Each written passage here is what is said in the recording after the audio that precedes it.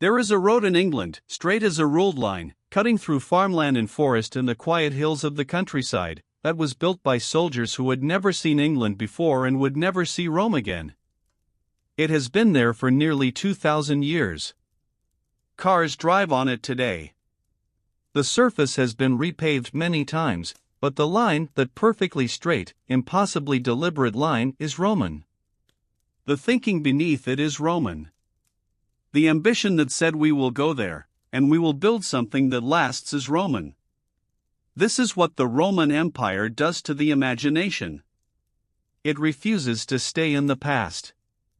No civilization in the Western world has left a deeper mark on what came after it. The languages we speak carry Latin in their bones. The laws that govern democratic nations trace their ancestry to Roman legal codes written 2,000 years ago. The calendar you used this morning, the months, the weeks, the count of days is Roman. The architecture of government buildings, courthouses, and capitals across the world echoes Roman forms so faithfully that the resemblance is not accidental. It is intentional. For 5 centuries after Rome fell, every ruler who wanted to be taken seriously called himself a Roman emperor, or dressed like one, or built like one, or claimed descent from one.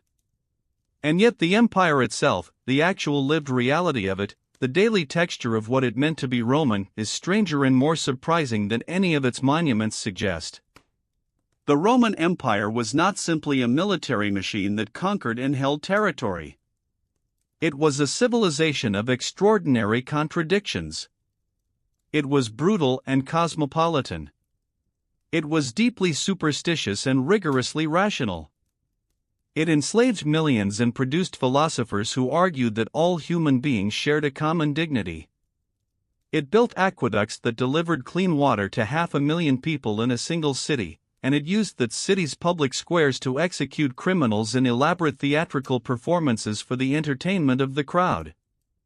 It was home to emperors who were brilliant administrators, deranged tyrants, philosopher kings, and soldiers who had no interest in philosophy at all.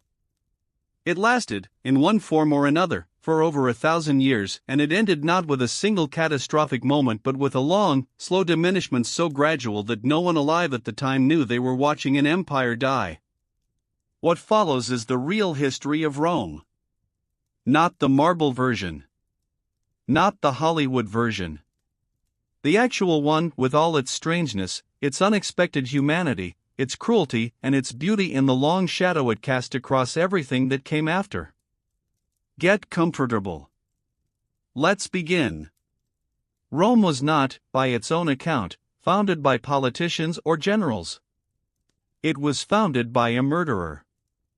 The city's founding myth, which Romans treated with a mixture of pride and unease, held that Romulus, the first king, killed his twin brother Remus in a dispute over where the new city's walls should be built. Remus jumped over the incomplete wall to mock its smallness. Romulus killed him for it. The act was not incidental to the founding story. It was central to it. Rome was a city built on fratricide, on the idea that the boundary of the city was sacred enough to kill for, and that weakness, even the weakness of mockery, would not be tolerated within those walls. Romans told this story at festivals. They inscribed it on monuments. They named their city after the man who had committed the act. The darkness at the origin was not hidden. It was celebrated.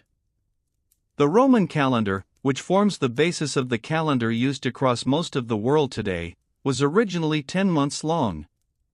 The earliest Roman year ran from March to December, which is why September, October, November, and December carry the Latin roots for 7, 8, 9, and 10.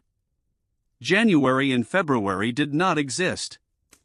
The winter months between December and March were simply not counted. They were a dead period, a gap in time when the agricultural and military year was suspended. It was only in the 7th century BC, under the king Numa Pompilius, that January and February were added to bring the calendar to 12 months. The ghost of the original calendar survives in every language that uses the Latinate month names, a structural anomaly that 2,000 years of revision has never quite corrected. The Roman Republic, the political system that preceded the empire, operated for nearly 500 years before Julius Caesar crossed the Rubicon. For most of that time, Rome was governed by two elected consuls who served one-year terms, specifically designed so that no single person could accumulate enough power to dominate the state. The entire architecture of the Republic was built around the fear of monarchy. Romans had expelled their last king in 509 BC and regarded the very concept of kingship as a form of tyranny. When Caesar was offered a crown 3 times in a public ceremony and declined it each time, the crowd cheered. His enemies in the Senate, who believed the declination was theater and the crown was his real intention, killed him 40 days later. They were, in all probability, correct. Julius Caesar was not, technically, an emperor. He held the title of Dictator Perpetuo, dictator in perpetuity, a Roman office that was theoretically a temporary emergency measure. The first true Roman emperor was his adopted son Octavian, who became Augustus in 27 BC. Augustus was careful, in ways Caesar had not been, to maintain the forms of the Republic while hollowing out its substance. He kept the Senate. He kept the elections. He kept the consuls. He simply ensured, through a combination of military loyalty, personal wealth, and carefully distributed honors, that all real power flowed through him. The Romans who lived under Augustus did not, for the most part, call their system an empire or their leader an emperor. They called it the Principate, and called Augustus the first citizen. The fiction was maintained so successfully that it took generations for Romans to acknowledge what they had actually become. The city of Rome at its height, around the 2nd century AD, held a population of approximately 1 million people. This made it the largest city in the Western world by an enormous margin, and one of the largest cities anywhere on Earth. It would not be surpassed in population by a European city until London in the 19th century. Feeding this population required an infrastructure of extraordinary complexity. Grain was shipped from Egypt and North Africa in a continuous flotilla of cargo vessels. The port of Ostia, at the mouth of the Tiber, processed thousands of tons of grain per year. The logistics of supplying Rome were so critical that the official responsible for the grain supply, the Praefectus Anoni, was one of the most powerful men in the empire, second only to the emperor's immediate household. A disruption in the grain supply did not merely cause hunger. It caused riots, political crises, and, on several occasions, the fall of governments. Roman concrete opus cementitium is one of the most remarkable construction materials in human history, and modern engineers have spent decades trying to understand why it is so durable. The Pantheon in Rome, built around 125 AD, has the largest unreinforced concrete dome in the world. It has stood for nearly 19 centuries. The concrete used in Roman harbor structures has been found to grow stronger over time when exposed to seawater, a property that modern concrete does not possess. Analysis has revealed that Roman marine concrete contains a mineral called tobermarite, which forms through a reaction between the volcanic ash used in the mixture and seawater over centuries. The Romans did not know why their concrete worked as well as it did. They knew, from observation across generations, that it did. The knowledge of how to replicate it was lost with the empire and has only recently been partially recovered. The Roman aqueduct system delivered approximately 1 million cubic meters of fresh water to the city of Rome every day, roughly 1,000 liters per person. This is a higher per capita water supply than many modern cities provide today. The water was distributed through a hierarchy of uses. The highest pressure supply went to the emperor's household and public fountains, the next tier to the baths, and the lowest pressure to private homes. Citizens who could not afford private connections, which required permits and fees, collected water from the thousands of public fountains distributed throughout the city. The aqueducts ran entirely by gravity, following precise gradients across hundreds of kilometers of Italian and provincial landscape. The engineering precision required to maintain a consistent gradient across such distances, using only surveying instruments and mathematics, represents one of the most sustained engineering achievements of the ancient world. Roman public baths, thermae, were not simply places to wash. They were the social centers of Roman urban life. The largest baths, such as the baths of Caracalla, covered more than 13 hectares and could accommodate 1,600 bathers simultaneously. They contained libraries, lecture halls, gardens, shops, and restaurants alongside the bathing pools themselves. Admission was either free or nominally priced, making them accessible to virtually every level of Roman society. Senators bathed alongside freedmen. Military veterans bathed alongside merchants. The baths were one of the few spaces in Roman society where the normal hierarchies of dress and status were partially suspended, since clothing was left outside. Romans typically bathed daily. Cleanliness was not a luxury in Roman urban culture. It was an ordinary expectation, built into the infrastructure of every city the empire founded. The Roman Emperor Caligula, whose 4-year reign from 37 to 41 AD has become synonymous with imperial excess and madness, may have been, at the beginning of his rule, a competent and even popular administrator. Ancient sources describe his early months as a period of genuine goodwill. He freed political prisoners, abolished unpopular taxes, and displayed the kind of public generosity that won him widespread affection. The transformation into the figure history remembers, capricious, sadistic, possibly deranged, may have followed a severe illness he suffered in the autumn of 37 AD. Whether the illness caused neurological damage, whether the power of absolute authority simply revealed a character that had been carefully concealed, or whether the ancient sources exaggerated and distorted his record for political reasons, cannot now be determined. What is certain is that he was assassinated by members of his own Praetorian Guard in January 41 AD. He was 28 years old. The Praetorian Guard, the emperor's personal bodyguard, was, for much of the imperial period, the most politically powerful military unit in Rome. It was the Praetorian Guard that killed Caligula. It was the Praetorian Guard that, following the assassination, found Caligula's uncle Claudius hiding behind a curtain in the palace and proclaimed him emperor, an act that established the precedent that the guard could make and unmake emperors at will. Over the following centuries, the guard assassinated or deposed numerous emperors and, on at least one occasion, auctioned the imperial throne to the highest bidder. The unit that was created to protect the emperor became the single greatest threat to any individual emperor's survival. It was finally disbanded in 312 AD by Constantine, who recognized that no emperor was safe while a body of armed men in Rome had the habit of choosing who ruled. Roman gladiatorial combat was not the continuous bloodbath that popular imagination suggests. Gladiators were expensive to train, maintain, and equip. They represented significant financial investments by the lanisti, the businessmen who owned gladiatorial schools. The death of a gladiator in the arena represented the loss of a valuable asset. Statistical analysis of gladiatorial records from Pompeii and other sites suggests that the mortality rate per bout was around 1 in 5 or 6, meaning that most fights, most of the time, ended with a defeated fighter appealing for mercy, receiving it, and returning to fight again. The most successful gladiators became celebrities, accumulating fan followings, commercial endorsements, and the kind of adulation that modern cultures reserve for athletes. Some freed gladiators chose to return to the arena voluntarily, because the status and income available to a successful fighter were greater than anything available to an ordinary freedman.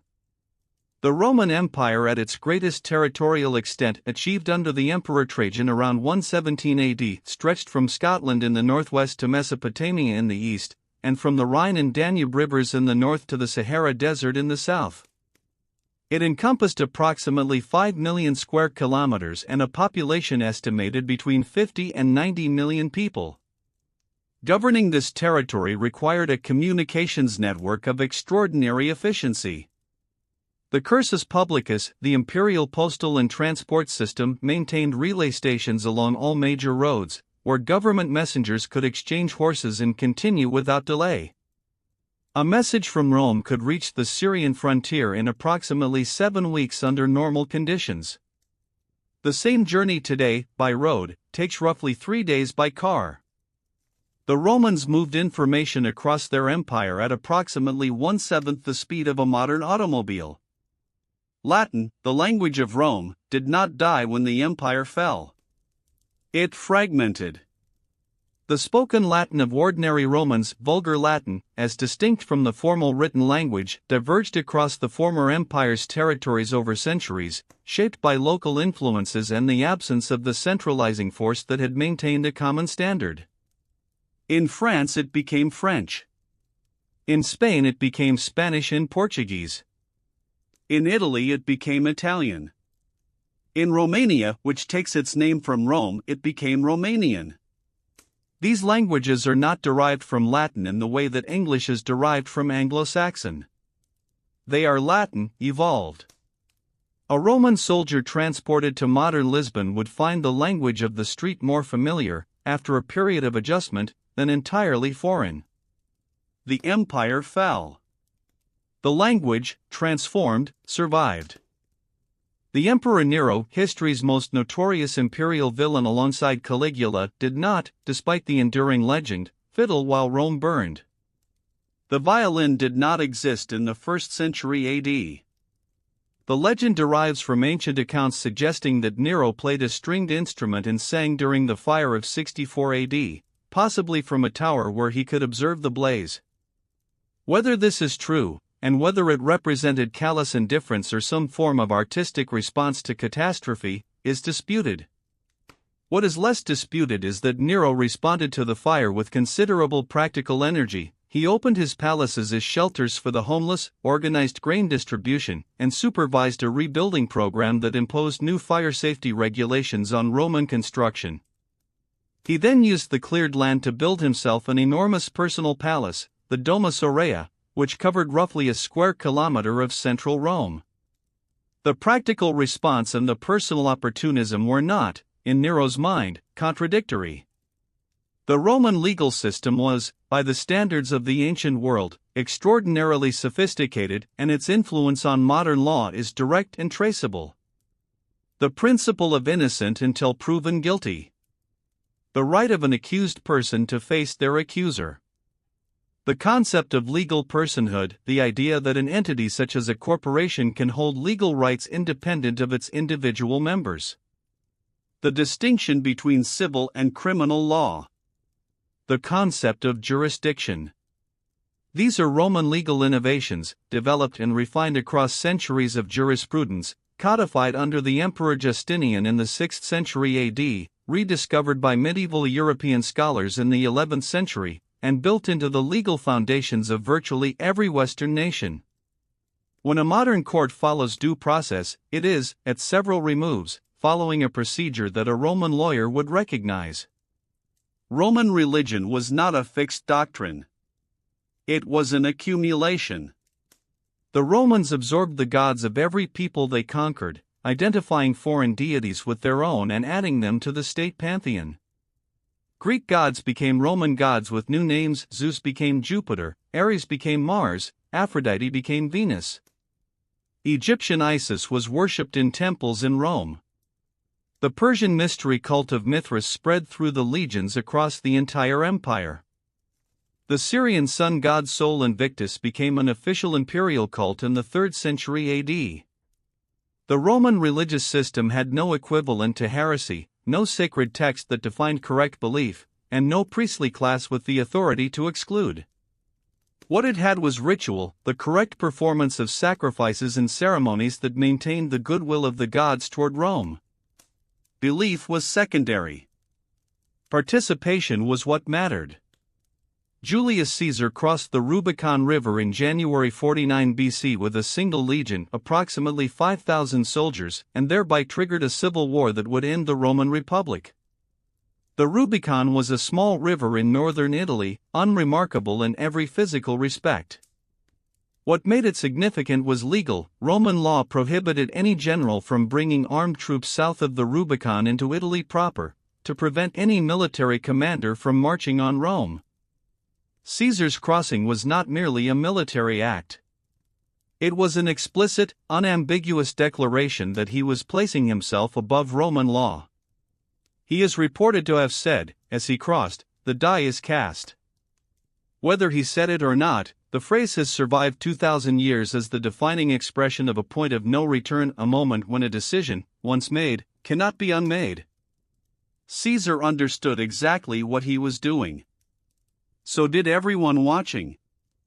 The Roman Empire's frontier defenses, the limes, were not simply walls. They were a system. Hadrian's Wall in northern England is the most famous surviving section, but the limes extended across thousands of kilometers of frontier from Britain to the Black Sea to North Africa, incorporating walls, ditches, watchtowers, forts, and roads. The system was not designed to stop invasion outright. No linear barrier can stop a determined army, but to control movement, detect incursions early, and allow rapid response by mobile military units stationed behind the line. The logic was economic as much as military. The limes also regulated trade, collected customs duties, and separated the tax-paying population of the empire from the peoples beyond it. Where the wall was, the empire was. Where it was not, was something else, something that the Romans watched constantly from their towers, and that eventually came across anyway. Roman women of the upper classes occupied a legal position that was, by ancient standards, remarkably independent.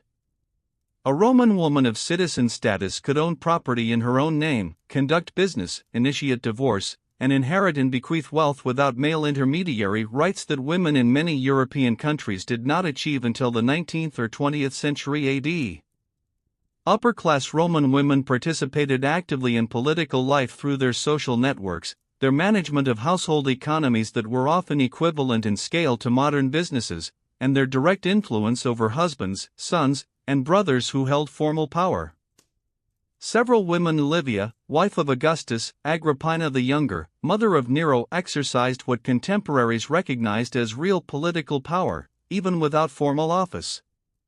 The Roman system denied women formal political rights and simultaneously produced women who were among the most politically influential figures of their age. The Roman army was not exclusively Roman. By the 2nd and 3rd centuries AD, the legions drew their recruits from across the empire and beyond it, from North Africa, Syria, the Danube provinces, Britain, and eventually from the Germanic peoples beyond the frontier.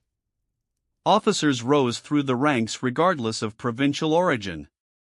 Septimius Severus, emperor from 193 to 211 AD, was born in what is now Libya and spoke Latin with an accent that Romans reportedly found amusing. His successor Caracalla extended Roman citizenship to virtually every free person in the empire in 212 AD, not, as he claimed, out of generosity, but because citizens paid a higher rate of inheritance tax. The act was fiscally motivated. Its consequence was to formally erase the legal distinction between Romans and the peoples they had conquered, creating the largest expansion of citizenship in the ancient world through an active taxation policy. Pompeii, the city famously preserved by the eruption of Vesuvius in 79 AD, has yielded evidence of a Roman urban life so detailed and intimate that it reads less like archaeology and more like an interrupted afternoon. The walls of Pompeii are covered in graffiti, electoral slogans, declarations of love, obscene jokes, philosophical observations, and insults directed at specific named individuals who can no longer respond. A bakery in Pompeii still has loaves of bread carbonized in its oven. A fast food restaurant, a thermopolium, still has its stone counter with the circular holes where pots of hot food were kept warm. The city had 80 such establishments. Pompeii was a city where most people, like most city dwellers throughout history, did not cook at home. They ate out. They bought hot food from street vendors. They lived, in ways that are more recognizable than the marble of the Forum suggests, a daily life not entirely unlike our own. The Roman philosopher and emperor Marcus Aurelius wrote his most famous work, the Meditations, entirely for himself. It was never intended for publication. It was a private journal of philosophical self-examination, written in Greek rather than Latin, in which he argued with himself about virtue, duty, mortality, and the proper conduct of a rational mind under pressure. He wrote it during military campaigns on the Danube frontier, in the intervals between battles. He was simultaneously the most powerful man in the world and a man who believed, sincerely, that power was a burden rather than a privilege and that the correct response to it was disciplined self-restraint. The Meditations were preserved by accident, copied by unknown hands, and have been continuously in print for centuries. They remain among the most widely read philosophical texts in the world. Marcus wrote them believing no one would ever read them.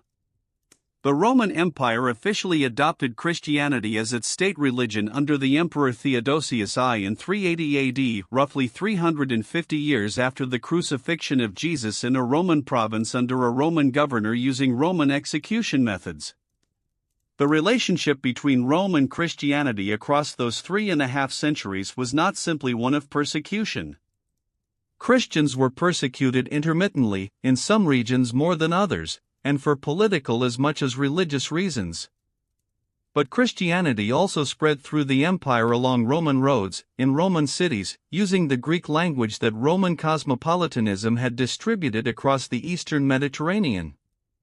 The infrastructure of empire, the roads, the cities, the common language, the relative freedom of movement across provincial boundaries was what allowed a small sect from a minor province to become the religion of the largest state in the Western world within 3 centuries of its founding.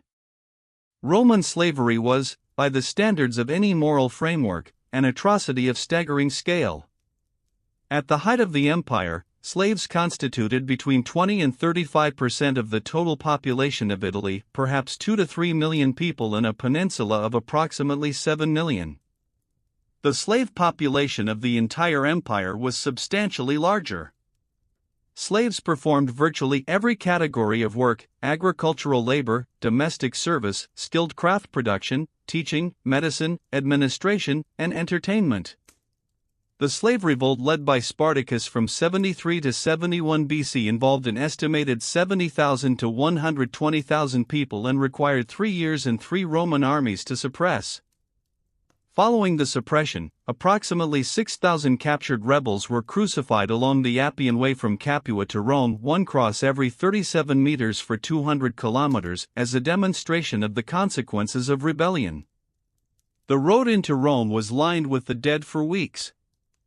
The Roman Colosseum, formerly the Flavian Amphitheater, was built between 70 and 80 AD using the proceeds of the sack of Jerusalem, including treasure looted from the temple. It seated between 50,000 and 80,000 spectators. Its construction required an estimated 100,000 cubic meters of travertine stone, held together without mortar by 300 tons of iron clamps. Its substructure, the hypogeum, a network of tunnels and chambers beneath the arena floor, was used to house animals and gladiators before their appearances and to operate mechanical elevators that could deliver them to the arena's surface through trapdoors. The sand of the arena, the Latin word arena itself means sand, was used to absorb blood. It was changed between events. The spectators who filled the Colosseum on its opening days in 80 AD watched 100 days of continuous games, during which an estimated 9,000 animals were killed. The Emperor Claudius, remembered by ancient sources as clumsy, stuttering, and intellectually undistinguished, was, in reality, one of the most accomplished scholars in the early imperial period. Before his unexpected elevation to the throne in 41 AD, he had written extensively: A History of the Etruscans, A History of Carthage, A History of Rome, A Study of Roman Dice Games, and a proposal for 3 additional letters to be added to the Latin alphabet. He was largely excluded from public life by his family, who found his physical disabilities embarrassing, and spent decades in libraries. When he became emperor at the age of 50, he proved to be an effective administrator with a genuine interest in legal reform, public works, and the expansion of the empire, overseeing the conquest of Britain in 43 AD. The ancient sources that portray him as a fool were written by men who had underestimated him. The conquest of Britain suggests he was not a fool at all. Roman roads were built to a standard that remained unsurpassed in Europe for over 1,000 years after the empire fell. A standard Roman road consisted of multiple layers: a foundation of large flat stones, a layer of smaller stones and gravel, a layer of fine gravel and sand, and a surface of large flat paving stones fitted tightly together, with a slight crown to allow rainwater to drain to the sides. The whole construction could be between 90 centimeters and 1.5 meters deep. Roads were surveyed using a groma, a simple instrument for establishing right angles and straight lines, and the surveyors were accurate enough over long distances to produce roads that deviated less than a few meters over several kilometers. The straightness of Roman roads was not aesthetic. It was functional. A straight road is the fastest road, and speed of military movement was the Roman army's most critical operational advantage. The fall of the Western Roman Empire is conventionally dated to 476 AD, when the Germanic chieftain Odoacer deposed the last Western emperor, Romulus Augustulus. The date is precise. The reality it describes is not. Romulus Augustulus was a teenager, installed by his father on a throne that commanded essentially no territory and no military force. No one at the time seems to have understood that the Roman Empire had ended. The Eastern Empire, the Byzantine Empire, centered on Constantinople, continued for another 1,000 years and called itself Roman until its fall in 1453. The Roman Senate continued to meet in Rome for decades after 476. Roman law continued to govern. Roman taxation continued to be collected.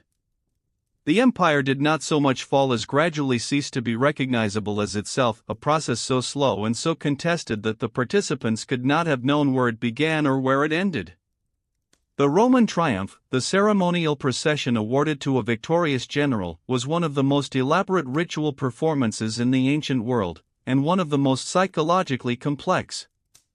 A general who had been granted a triumph was, for the duration of the procession, treated as a god dressed in the costume of Jupiter, his face painted red, riding in a chariot through the streets of Rome while the population cheered.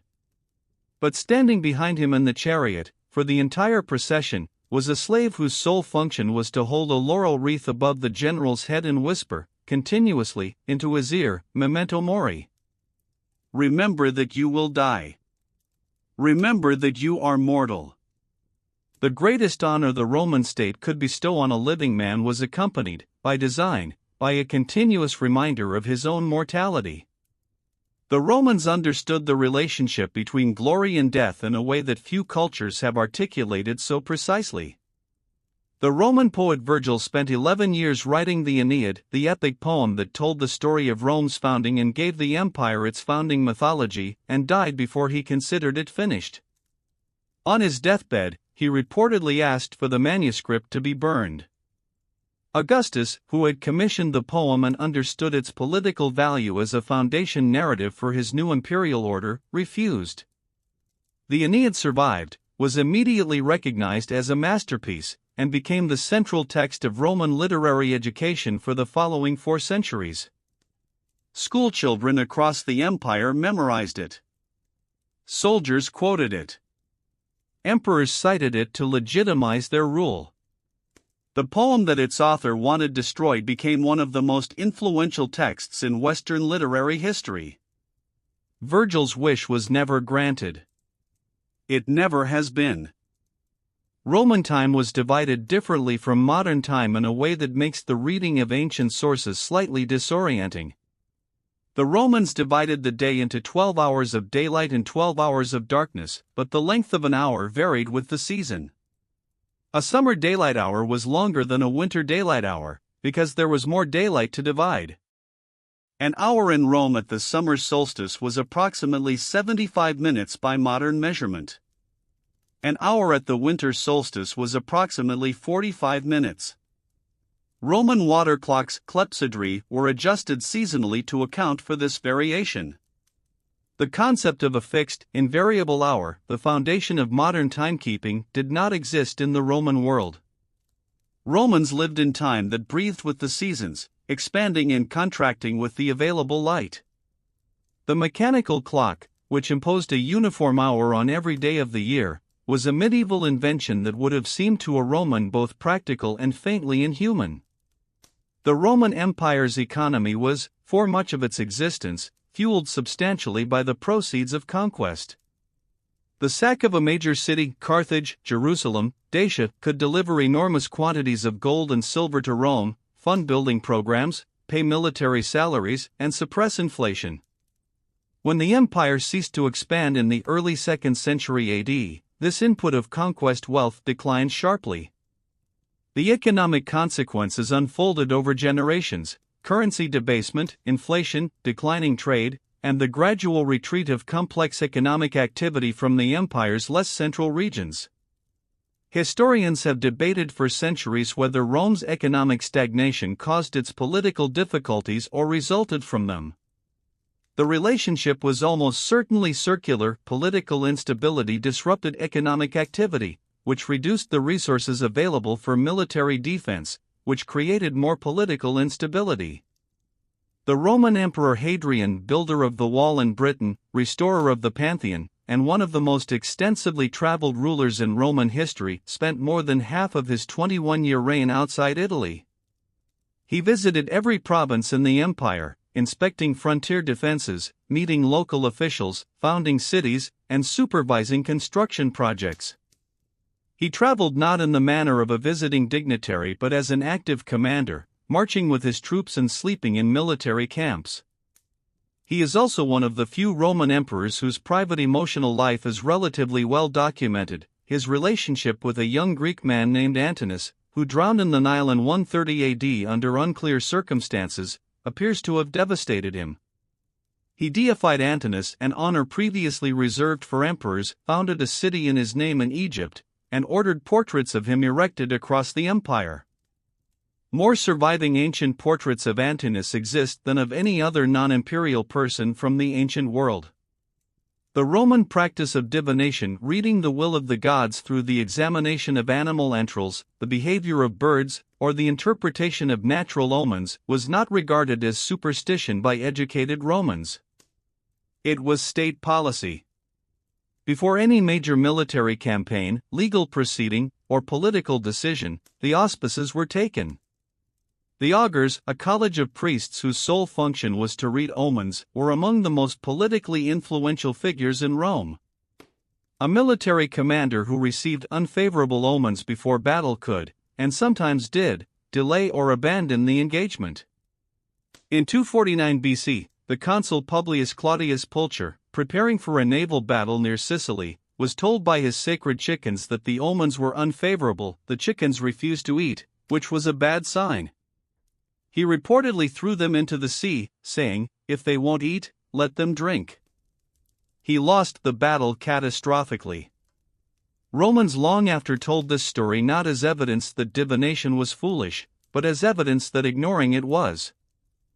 The Roman writer Pliny the Elder, author of the Natural History, a 37-volume encyclopedia of everything known to first-century Roman science, died observing the eruption of Vesuvius in 79 AD. He commanded the Roman fleet at Misenum and, rather than flee, sailed toward the eruption to investigate and to rescue those trapped on the shore.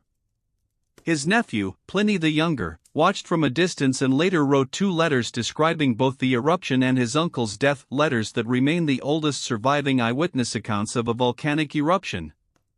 Pliny the Elder reached the shore, was overcome by toxic gases from the eruption, and died on the beach. He was 55 years old. The cause of his death, whether cardiac arrest triggered by the exertion and the gases, or direct asphyxiation, is still debated. He died as he had lived, investigating something he did not fully understand, at closer range than was wise. Roman children received an education that was, by the standards of the ancient world, relatively widespread among the urban classes. Boys and girls of citizen families in major cities typically learned to read and write Latin and often Greek. Education beyond basic literacy was conducted by private tutors for the wealthy and in small schools run by teachers called ludi magistri for the middle classes. The curriculum was heavily focused on rhetoric, the art of public speaking, because in Roman public life, the ability to speak persuasively in the forum, the Senate, or the courts was the primary qualification for political advancement.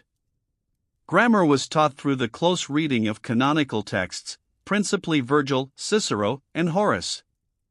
The Roman educational system produced, across 5 centuries, the lawyers, administrators, and orators who governed the largest state the Western world had yet seen. The Roman city of Constantinople, founded by Constantine in 330 AD on the site of the Greek city of Byzantium, was designed from its inception as a new Rome. It had its own senate, its own forum, its own 7 hills, its own Capitoline and Palatine districts. Constantine imported statues, artworks, and even soil from Rome to furnish his new capital. The city sat at the intersection of Europe and Asia on a peninsula of extraordinary natural defensibility, controlling the only sea route between the Black Sea and the Mediterranean. This geography made it nearly impregnable, and it was these walls and this position that allowed the Eastern Empire to survive for 1,000 years after the Western Empire fell. Constantinople held against sieges by Persians, Arabs, Bulgars, Rus, and numerous others. It finally fell in 1453 to the Ottoman Turks, and even then, the Ottoman sultans adopted the Roman imperial title and continued to style themselves heirs of Rome. The Roman Senate, the body of several hundred men that governed the Republic and nominally continued under the empire, was not a democratic institution. Membership was based on wealth and family status. Senators were required to maintain a minimum property qualification, to be of free birth, and to have held certain magistracies in the correct sequence. The actual power of the Senate fluctuated enormously across the empire's history, dominant under Augustus and the early emperors, increasingly marginalized as the 3rd century progressed, briefly restored under emperors like Nerva and Trajan, and finally rendered almost entirely ceremonial by the military autocracies of the late empire. The Senate's greatest political power was perhaps negative, the granting of the title damnatio memoriae, condemnation of memory, to a deceased emperor, which authorized the physical erasure of his name from public inscriptions and his face from official portraits. Several emperors received this condemnation.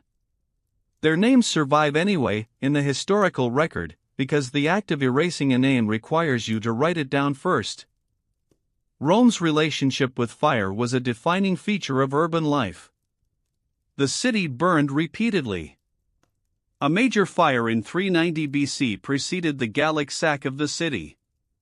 The Great Fire of 64 AD under Nero destroyed perhaps 2/3 of the city.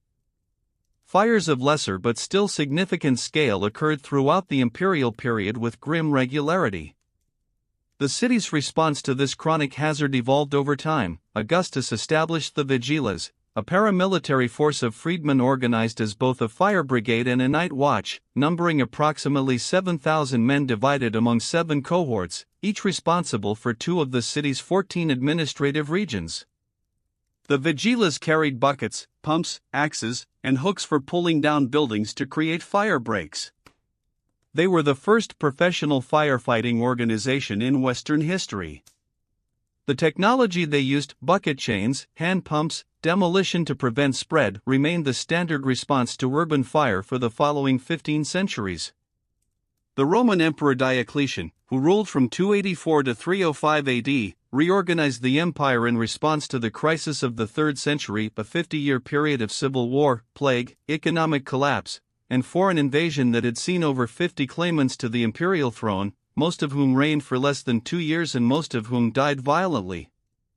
Diocletian's solution was to divide the empire into 4 administrative units, the tetrarchy, each governed by its own emperor or deputy emperor.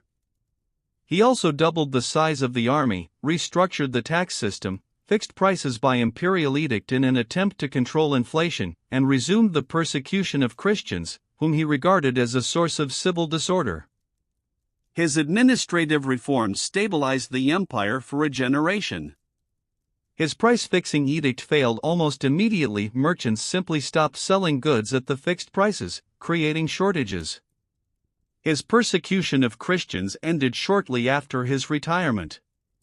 He retired voluntarily in 305 AD, the only Roman emperor to voluntarily abdicate, and spent his last years growing cabbages in his palace in modern-day Croatia. Roman medicine was a mixture of genuine empirical observation, borrowed Greek theory, and ritual practice that bears a complex relationship to modern science. The physician Galen, who practiced in Rome in the 2nd century AD, produced a body of medical writing so comprehensive and systematically organized that it dominated European and Islamic medicine for the following 14 centuries. Galen was right about many things: the importance of diet, the circulation of blood as a general concept, the function of the nervous system in controlling movement. He was wrong about other things: the direction of blood flow, the function of the liver, in ways that his authority prevented later physicians from correcting until the 16th century. Roman military medicine was, in practical terms, highly effective. The legions had trained field surgeons, dedicated medical facilities, and a systematic approach to wound treatment and surgery that kept soldiers alive at rates that would not be matched by European armies until the 19th century. The Roman province of Egypt was governed differently from every other Roman province. It was the personal property of the emperor, not a province of the state. Senators were forbidden to enter it without specific imperial permission, and its governor was not a senator but a member of the equestrian class, directly answerable to the emperor alone. The reason was straightforward: Egypt produced roughly 1/3 of Rome's grain supply, and whoever controlled Egypt controlled Rome's food. Augustus, who had taken Egypt from Cleopatra and Mark Antony, understood that no subsequent emperor could afford to allow a rival to establish a power base there. The arrangement lasted for the duration of the empire. Egypt was Rome's most valuable possession and its most closely held secret, a province that was never quite allowed to be Roman, because it was too important to risk. The Roman writer and statesman Cicero was murdered on December 7, 43 BC, by soldiers acting on the orders of Mark Antony, whose political career Cicero had spent the last years of his life attempting to destroy. Cicero had been a brilliant orator, a distinguished consul, and the most prominent defender of the republican system in its final years. He was caught attempting to flee Italy and was killed on his litter. His head and his right hand, the hand with which he had written his speeches against Antony, were cut off and brought to Rome, where Antony's wife Fulvia reportedly used a hairpin to pierce the tongue that had spoken against her husband. The head was displayed on the rostra, the speaker's platform in the forum from which Cicero had delivered many of his greatest speeches. The image is one of the most precisely symbolic acts of political violence in Roman history. Cicero's words, carefully copied and preserved, have survived. Antony's response to them did not. Roman entertainment extended far beyond gladiatorial combat and chariot racing. The city of Rome had a theater tradition inherited from the Greeks, and the Roman theatrical calendar included regular festivals at which comedies, tragedies, and mimes were performed. The mime, a broad comic form with no relation to the modern wordless mime, was perhaps the most popular theatrical form of the imperial period. It featured stock characters, improvised dialogue, topical jokes, and female performers at a time when respectable theater typically used male actors for all roles. There were also public readings of poetry and prose, recitations at which authors performed their own works to invited audiences, and the professional storytellers and street performers who occupied the public spaces of every Roman city. The cultural life of Rome was loud, varied, and continuously present in the public spaces of the city in a way that no purely private entertainment could replicate. The Roman Empire's northern frontier along the Rhine and Danube rivers was not a simple line between civilization and barbarism. It was a zone of continuous cultural and economic exchange. Germanic peoples beyond the frontier served in Roman armies, traded in Roman markets, used Roman coins, adopted Roman material culture, and in some cases received Roman educations. Roman goods, wine, olive oil, fine ceramics, glassware have been found in archaeological sites far beyond the frontier, traded through networks that extended hundreds of kilometers into territories Rome never controlled militarily. The distinction between Roman and barbarian was real in political and legal terms, but in cultural and economic terms, the frontier was more permeable, and the exchange more continuous, than the Roman literary sources, which were written by people with a strong interest in maintaining the distinction, generally acknowledged. The Roman Emperor Constantine's conversion to Christianity, traditionally dated to his vision before the Battle of Milvian Bridge in 312 AD, transformed the history of the Western world in ways that are still unfolding. Whether the conversion was genuine religious experience, political calculation, or some combination of both is a question that has occupied historians for 17 centuries without resolution. What is unambiguous is that Constantine's patronage transformed Christianity from a persecuted minority religion into the faith of the empire's ruling class within a generation. He convened the Council of Nicaea in 325 AD to standardize Christian doctrine, built the Church of the Holy Sepulchre over the supposed site of Christ's tomb in Jerusalem, and used Christian imagery on imperial coinage and military standards. He was baptized only on his deathbed, which some historians interpret as spiritual caution. Baptism washed away all sins, and delaying it until the last moment meant arriving at judgment with the cleanest possible record. The Roman city of Londinium, modern London, was founded approximately 7 years after the Roman invasion of Britain in 43 AD and grew rapidly into the largest city in the province. It was burned to the ground around 60 AD by the British Queen Boudica in one of the most violent anti-Roman uprisings in the province's history. The archaeological layer corresponding to this burning, a distinctive dark red stratum of burned debris, has been found consistently beneath modern London at a depth of several meters, running under Lombard Street, Grasachich Street, and numerous other central London thoroughfares. The city that Boudica burned was rebuilt, eventually became the provincial capital, and grew to a population of perhaps 30,000 people at its height. Modern London is built on the burned ruins of Roman Londinium. The fire layer is still there, under the pavements, under the offices and banks and shops. Roman authors wrote on a variety of materials. Official documents and permanent inscriptions were carved in stone or cast in bronze. Less permanent records were written on wooden tablets coated with wax, into which letters were scratched with a metal stylus. The wax could be smoothed and reused, making these the notebooks of the ancient world. Extended texts were written on papyrus scrolls, imported in large quantities from Egypt. The Codex, the ancestor of the modern book, with pages bound at one edge, began to replace the scroll in the 1st and 2nd centuries AD. Initially among Christians who found it more practical for navigating religious texts. By the 4th century, the Codex had become the dominant form.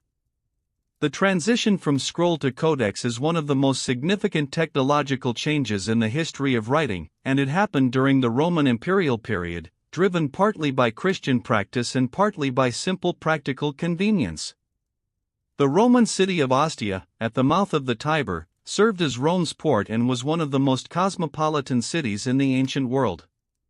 Archaeological excavation of Ostia has revealed temples to a remarkable diversity of deities: the Roman state gods, Egyptian Isis and Serapis, the Persian Mithras, Syrian Baal, and the god of the Jews, among others. Each of these cults had a physical presence in a single medium-sized port city simultaneously. The extraordinary religious diversity of Ostia reflects the broader cosmopolitanism of Roman urban life, the empire's role as a conduit for peoples, goods, and ideas from across the known world meant that the religious landscape of any significant Roman city was never simply Roman. It was a palimpsest of every culture that the trade routes and the legions had connected. The Roman philosopher Seneca, playwright, essayist, Stoic philosopher, and tutor to the young Emperor Nero, accumulated one of the largest personal fortunes in the 1st century Roman world, partly through lending money at high interest rates throughout the empire. He wrote extensively about the moral dangers of wealth and the importance of inner freedom from material concern. The apparent contradiction between his teachings and his practice was noted by his contemporaries and has been noted by readers ever since. Seneca's response, in his letters, was essentially that the wise man is not corrupted by wealth but simply indifferent to it, that he held his fortune without being held by it. Whether this was genuine philosophical equanimity or sophisticated rationalization, Nero eventually ordered him to commit suicide in 65 AD on suspicion of involvement in a conspiracy. Seneca died by opening his veins in his bath, dictating philosophical observations to his secretary until he could no longer speak. The Roman triumph over Carthage in 146 BC ended with the complete physical destruction of one of the ancient world's greatest cities. Carthage was besieged for 3 years, its population of perhaps 500,000 people reduced to a final desperate defense in the streets of the city itself. When the city finally fell, it was systematically demolished, its population killed or enslaved, and the site, according to some ancient sources, sown with salt to prevent anything from growing there again. The salt story is almost certainly a later embellishment. The actual Roman policy was more prosaic. They simply demolished the buildings and forbade resettlement of the site. A Roman city was later built on the same location. The salt legend persists because it captures something true about the intent, if not the method. Rome did not simply defeat Carthage. It erased it. The erasure was so successful that for centuries, historians questioned whether Carthage had ever been as great as the sources suggested. Roman domestic architecture for the middle and upper classes centered on the domus, a house organized around an open courtyard called the atrium, which served as the reception space for the household's social and commercial life. The atrium contained the impluvium, a shallow rectangular pool that collected rainwater through an opening in the roof and was surrounded by rooms whose functions were carefully differentiated: a tablinum for the household's business and reception of clients, cubicula for sleeping, a triclinium for formal dining. The dining room was a space of particular social significance. The number and quality of couches, the arrangement of guests by status, and the variety and expense of the food served all communicated the household's wealth and social standing. A Roman dinner party was not primarily a social occasion. It was a performance of status, conducted according to elaborate conventions that guests understood and evaluated with precision. The Roman army's logistics were as important as its tactics. A legion of approximately 5,000 men required approximately 50 tons of grain per month to feed its soldiers, plus additional quantities for the pack animals that carried its equipment. Campaign logistics required the prepositioning of supply depots, the construction of roads capable of bearing heavy wagon loads, and the maintenance of a supply chain that could sustain operations hundreds of kilometers from the nearest secure base. Roman military manuals devoted as much attention to the construction of marching camps, temporary fortifications built at the end of each day's march, as to battlefield tactics. The discipline and consistency of this logistical system was, as much as any tactical innovation, the foundation of Roman military success. An army that could sustain itself in the field longer than its enemy, in more diverse terrain and climatic conditions, possessed an advantage that tactical brilliance could rarely overcome. The Roman Emperor Commodus, son of the philosopher Emperor Marcus Aurelius and generally considered his antithesis, became increasingly convinced during his reign that he was the reincarnation of Hercules. He appeared in the arena dressed in lion skins, carrying a club, and personally killed animals and, on some occasions, disabled people who had been dressed as mythological monsters for the purpose. He renamed Rome after himself, Colonia Lucia Annia Commodiana, and renamed the months of the year after his own titles. His increasingly erratic behavior eventually alienated the people closest to him. His mistress Marcia, his chamberlain Eclectus, and the Praetorian prefect Laetus conspired to have him poisoned on December 31, 192 AD. When the poison worked too slowly, they sent in a wrestling partner to strangle him. The Senate, which had spent his reign in terror, declared him a public enemy and ordered damnatio memoriae. His name was chiseled from inscriptions across the empire. Most of the inscriptions survive, with the gap where his name was. The Roman construction of Trajan's Column, a 38-meter marble column erected in Rome in 113 AD to commemorate Trajan's Dacian campaigns, represents one of the most extraordinary documentary achievements of the ancient world. The column's surface is carved with a continuous spiral narrative relief depicting the entire course of the Dacian Wars, soldiers building camps, crossing rivers, engaging in battle, receiving surrenders, and conducting the complex logistical operations of a major military campaign. The frieze contains over 2,600 individual figures and extends for approximately 190 meters if unwound. It was designed to be read from the ground, though many of its details are visible only from close range at the upper levels, which were inaccessible. Scholars have debated for centuries whether the upper registers were intended to be legible to human viewers or were created for the gods, or simply for the completeness of the record itself. Roman wine was not drunk as modern wine is drunk. It was almost always diluted with water before consumption. Drinking undiluted wine was considered barbaric, associated with the drinking habits of the northern peoples beyond the frontier. The ratio of water to wine varied by occasion and social context, typically ranging from 2 parts water to 1 part wine to 3 parts water to 1 part wine. Roman wine was also frequently flavored with honey, spices, seawater, and resin, and could be heated or chilled depending on the season. The most prized wines were aged for decades. A wine from the year 121 BC, the Opimian vintage named after the consul of that year, was still being served and praised at dinner parties a century later. Wine was stored in amphorae sealed with pitch or resin, which affected the flavor significantly. The Romans drank a beverage that bore only a passing resemblance to modern wine, and they drank it at virtually every meal.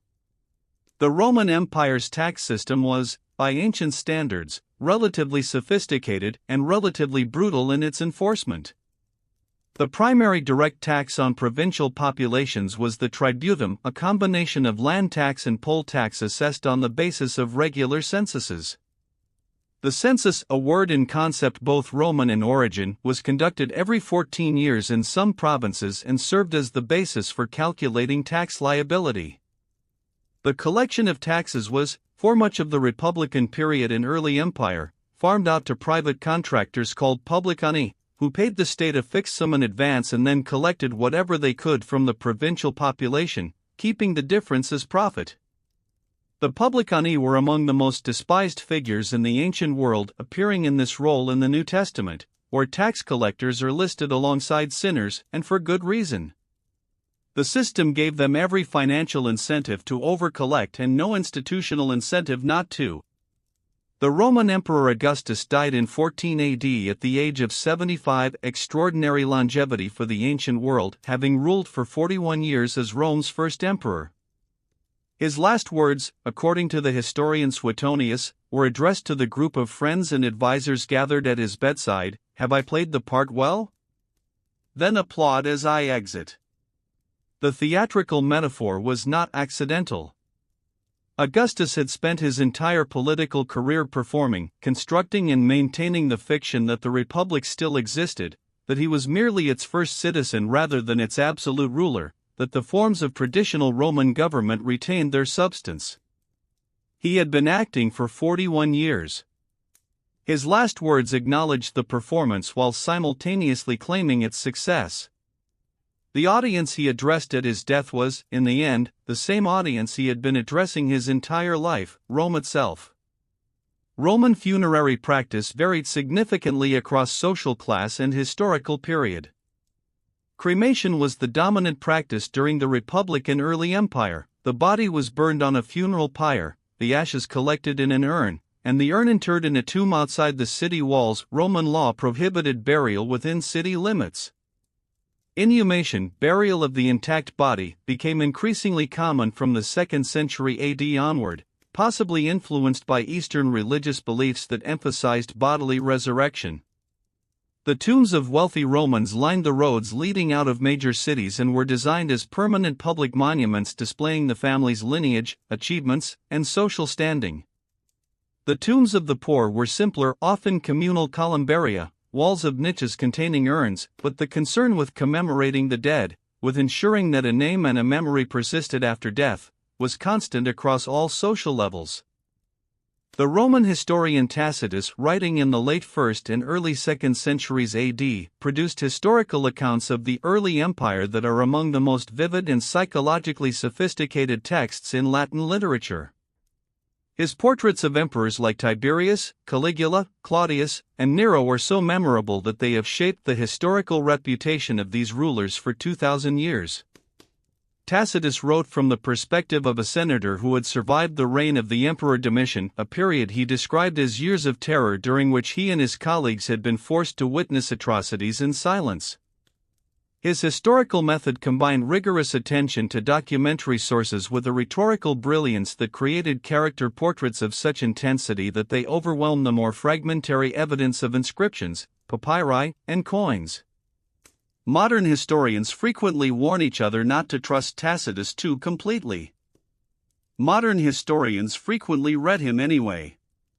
The Roman poet Ovid was exiled from Rome in 8 AD by the Emperor Augustus and spent the last decade of his life on the Black Sea coast in what is now Romania. The stated reason for his exile was a poem and a mistake, a poem being the Ars Amatoria, a witty guide to seduction that Augustus claimed was morally corrupting, and a mistake that Ovid never specified but that appears to have involved his witnessing something compromising in the imperial family.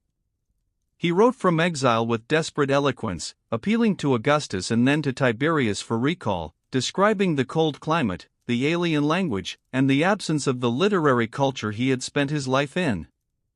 Neither emperor recalled him.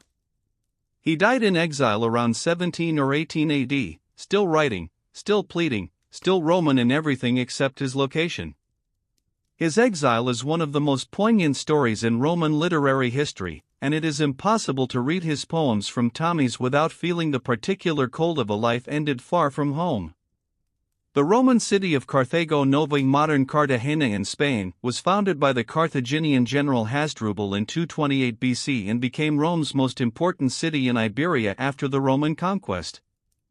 Its silver mines, among the richest in the ancient world, employed an estimated 40,000 workers, virtually all of them slaves, and produced silver at a rate that funded Roman military campaigns for generations. The conditions in the mines were so brutal that workers rarely survived more than a few years.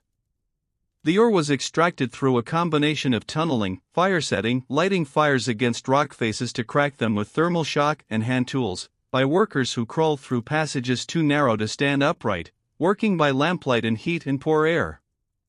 The silver that paved Rome's public buildings and filled its treasury came from these tunnels, extracted by people whose names were never recorded and whose deaths were never mourned.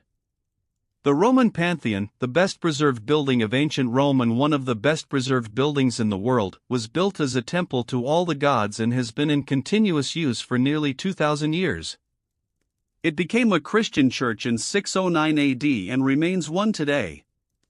Its dome, 43.3 meters in diameter, was the largest in the world until the construction of Florence Cathedral in the 15th century.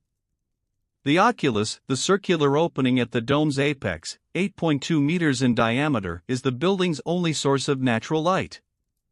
It is open to the sky. When it rains, a drain in the floor collects the water. The light entering through the oculus moves across the interior walls throughout the day with a precision that some researchers have interpreted as intentional, the beam illuminating specific architectural features at significant moments in the calendar. Whether this is design or coincidence, the building has been illuminated by the same light, falling through the same opening, for 19 centuries. The Roman Empire's most significant defeat was the Battle of the Teutoburg Forest in 9 AD, in which 3 full Roman legions, approximately 20,000 soldiers, were ambushed and annihilated in a German forest by a coalition of Germanic tribes led by Arminius, a German chieftain who had served in the Roman army, held Roman citizenship, and been trained in Roman military tactics. The Romans marched into the forest in a column several kilometers long, believing they were responding to a local uprising. Instead, they walked into a carefully prepared killing ground, channeled between swampy terrain and a ridge, where the Germanic forces attacked from concealed positions over 3 days. Augustus, on receiving the news, reportedly beat his head against the walls of his palace crying, "Varus, give me back my legions." The Rhine became Rome's permanent eastern frontier. Germany was never Romanized. The empire that covered the known world stopped at a forest in Lower Saxony, and never went back. Roman children played with toys that are recognizable across 2,000 years, dolls with articulated limbs, toy soldiers, miniature carts and animals, balls and hoops and tops. Wealthy children had elaborate toys crafted from expensive materials, ivory dolls, silver miniatures. Children of ordinary families had terracotta figurines and wooden toys. Roman children also played games recognizable to modern eyes, a form of knucklebones that closely resembles the game of jacks, a game closely resembling marbles played with nuts, and team ball games in public spaces. The Roman world left behind evidence of childhood in toys found in graves, in graffiti scratched by children on Pompeian walls, in the tender epitaphs that parents wrote for children who died young, that is both very distant and very close. A child's sandal found at a Roman fort on Hadrian's Wall, preserved for 19 centuries in the waterlogged soil, is among the most quietly affecting objects in Roman archaeology. The Roman Empire's relationship with its own past was complex and sometimes contradictory. Romans were intensely proud of their history and maintained elaborate public institutions for its commemoration: the triumphal arches, the columns, the inscriptions, the libraries of historical texts. They also, when the political need arose, erased it. The practice of damnatio memoriae, formally condemning an emperor's memory, required the physical removal of his name and image from public spaces across the empire. Inscriptions were chiseled, portraits were defaced, statues were recarved with new heads.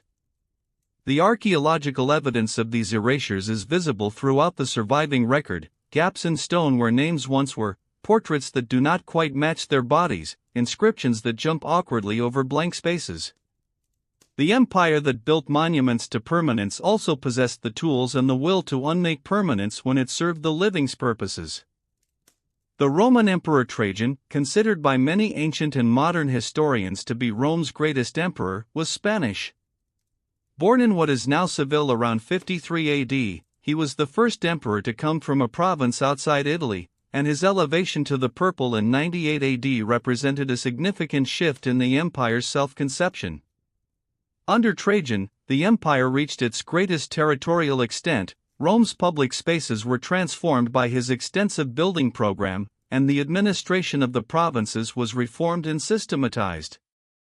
His correspondence with Pliny the Younger, preserved by accident in the literary tradition, includes a letter asking Trajan how to deal with Christians who had been brought before him for prosecution. Trajan's reply was pragmatic: "Do not seek them out, but prosecute those who are properly accused and refuse to recant. Do not accept anonymous accusations." The letter is the earliest surviving official Roman policy statement on Christianity. It is businesslike, sensible, and entirely lacking in either persecution or tolerance as a matter of principle. The Roman Empire's eastern provinces were, throughout the imperial period, more economically productive, more densely populated, and more culturally sophisticated than the western provinces. The cities of the East, Alexandria, Antioch, Ephesus, Pergamon, were ancient by Roman standards, heirs to Greek and Persian and Egyptian civilizations that preceded Rome by centuries. The East produced most of the empire's philosophers, physicians, mathematicians, and theologians. The Greek language dominated the eastern provinces in the way Latin dominated the West, and a bilingual education, Latin for law and government, Greek for philosophy and literature, was the mark of a cultivated Roman.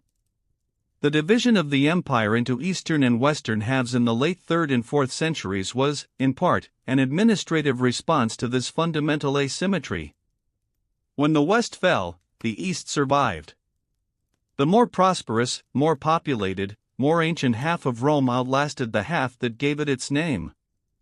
The Roman satirist Juvenal, writing in the early 2nd century AD, famously complained that the Roman population had surrendered its political engagement in exchange for bread and circuses, panem et circenses.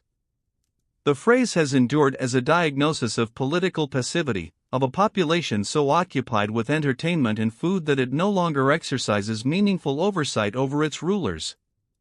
What is less frequently noted is the context in which Juvenal wrote. He was describing not a population that had been tricked into passivity but a population whose political power had been genuinely, structurally removed. The assemblies that had once voted on legislation and elected magistrates were abolished under the empire. The Senate that remained was ceremonial. Citizens who had once participated in the republic's political life had been left with the forms of participation and none of the substance. The bread and circuses were not a substitute for political power. they were a consolation for its absence. The Roman road network covered approximately 80,000 kilometers at its greatest extent, enough to circle the Earth twice. These roads were built to last. Their engineering, including deep foundations, carefully selected materials, and drainage ditches on either side, produced a surface capable of bearing heavy military and commercial traffic across centuries.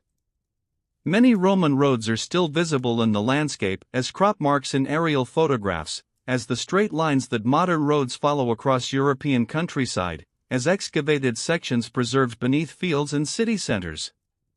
The Via Appia, the Appian Way, Rome's oldest and most important road, begun in 312 BC, is still walkable in sections outside Rome. To walk it today is to walk on a surface that Roman soldiers walked on, that slaves walked on, that emperors traveled on in carriages. The stones have been repaired and replaced over centuries, but the line, the direction, the gradient, the route is the same. The Roman Emperor Hadrian spent 3 years traveling through the eastern provinces from 128 to 132 AD and personally initiated or supervised dozens of construction projects, temples, libraries, aqueducts, city walls.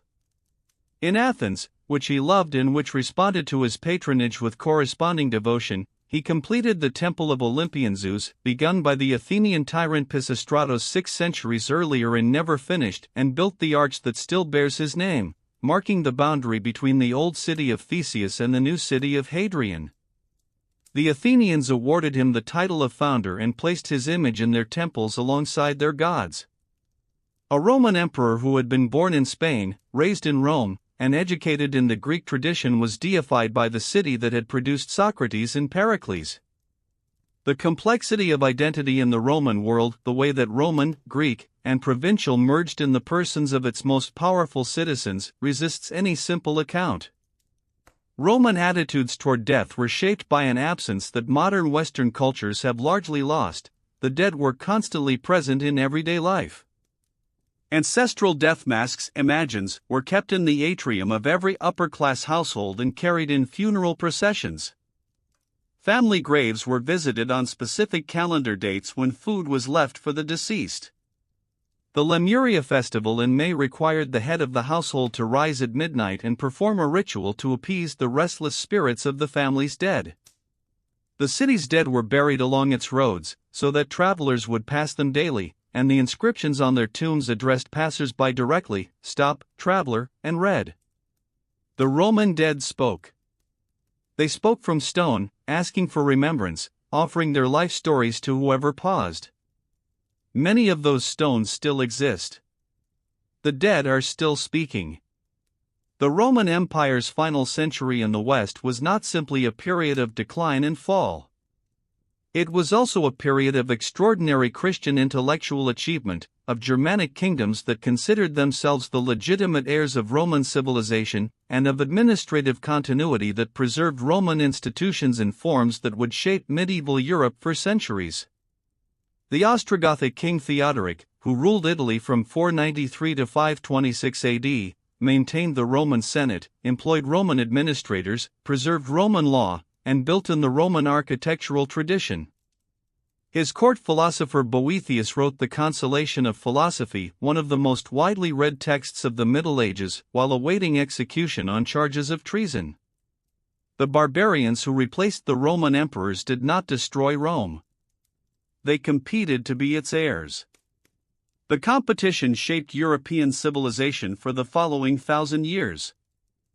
The Roman writer Vitruvius, who wrote the only surviving ancient treatise on architecture in the late 1st century BC, described a building system that required the architect to consider not only structural and aesthetic factors but the orientation of buildings relative to the sun and prevailing winds, the quality of local water and soil, and the health implications of different site conditions. His 10-volume work, De Architectura, was rediscovered in a monastery library in 1414 AD and immediately became one of the foundational texts of Renaissance architecture. Brunelleschi, Alberti, Palladio, Wren, the architects who defined the visual vocabulary of European civilization from the 15th century onward, all read Vitruvius. The principles he described in the reign of Augustus shaped the buildings of Washington, London, Paris, and Vienna 15 centuries after he wrote them. The Roman province of Britain was, for most of its existence, one of the most expensive provinces in the empire. It required a permanent military garrison of approximately 50,000 soldiers, one-eighth of the entire Roman army, to defend and hold.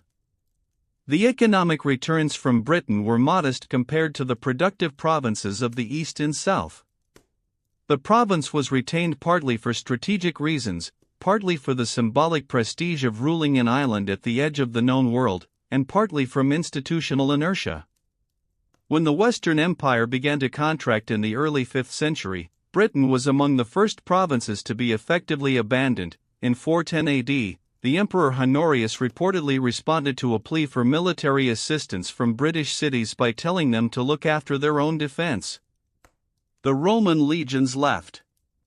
The roads they built, the walls they constructed, and the cities they founded remained. Britain became, over the following century, not Roman in ways that it has never quite reversed. The Roman concept of odium, leisure, rest, the contemplative life, was the counterpart to its concept of negotium, business, public affairs, the active life.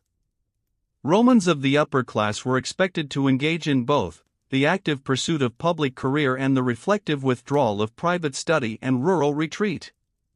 The great Roman villas of the Bay of Naples, Hadrian's villa at Tivoli, the villa of Poppaea at Aplantus, were not simply residences.